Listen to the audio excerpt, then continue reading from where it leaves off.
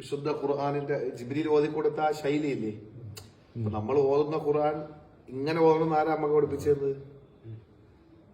നമ്മളിപ്പോ ഓതുന്നത് പോലെയാണ് ഖുർആൻ എന്ന് എന്തെങ്കിലും തെളിവുണ്ട്? ആ തെളിവാണിത്.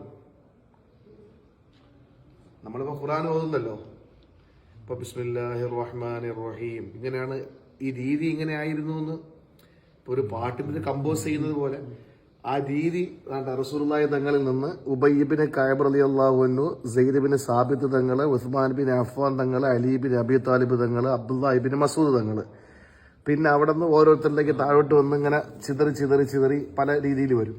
നമ്മൾ ആസിം റളിയല്ലാഹു അൻഹുവിന്റെ ഇതനുസരിച്ചാണ് നമ്മുടെ ഖിറാഅത്ത്, മനസ്സിലായില്ലേ?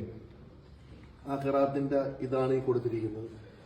ഓരോ വന്ന ആ 4 വഴികൾ ഒരാൾക്ക് കൈമാറി കൈമാറി കൈമാറി കൈമാറി കൈമാറി ആ ഖുർആന്റെ രീതി, ഓതുന്ന രീതി വന്ന ആ ഒരു മനോഹരമായ ഒരു എഴുത്താണ്.